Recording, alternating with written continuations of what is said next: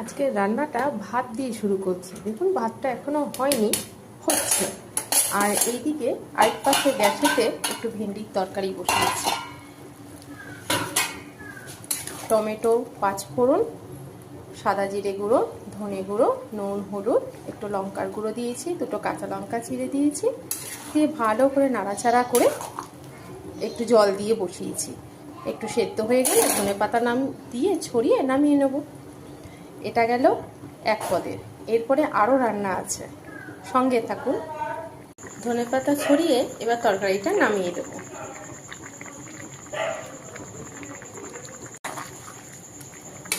কয়েকটা বড়ি ভেজে একটু তুলে নেব।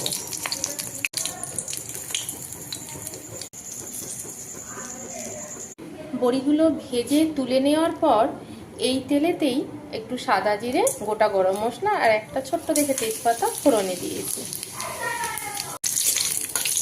একটা সুন্দর গন্ধ বেরোচ্ছে। এবার আমি কেটে রাখা লাউগুলো দিয়ে দেবো। লাউ আর আলু দুটোই আমি এভাবে করেছি।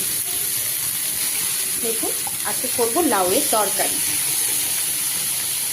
এবার এতে আমি দিয়েছি পরিমাণ মতন লবণ, হলুদ, টমেটো গ্রেট করে রেখেছি, আর দিয়েছি একটু লঙ্কার গুঁড়ো, কাঁচা লঙ্কা দিয়েছি, আর দিয়েছি আদা। এবার ভালো করে এটা নাড়িয়ে নেব। আর একটু সাদা জিরে গুঁড়ো দিয়েছি।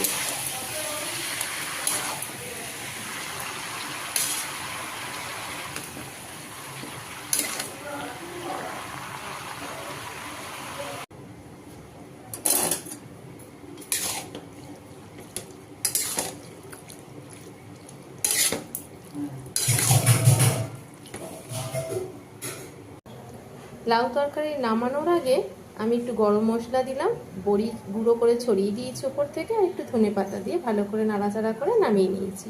এবার করব কলমি শাক ভাজা। সামান্য একটু সর্ষে ফোড়ন দিয়েছি। এবার কেটে রাখা কলমি শাক দিয়ে দেবো। তাতে লবণ, হলুদ আর কাঁচা লঙ্কা কুচি দিয়ে ভালো করে একটু ভাজা ভাজা করে নেব। শাকটা আমার প্রায় ভাজা হয়ে এসেছে। আরেকটা কড়াইতে আমি একটু উচ্ছে আর আলু সেদ্ধ বসিয়ে দিয়েছি। এটা কাঁচা লবণ, তেল আর কাঁচা লঙ্কা দিয়ে ভালো করে মেখে নেব। মোটামুটি আমার সব রান্নাই হয়ে গেছে। এবার বাকি আছে শুধু বড়ির ছাপ।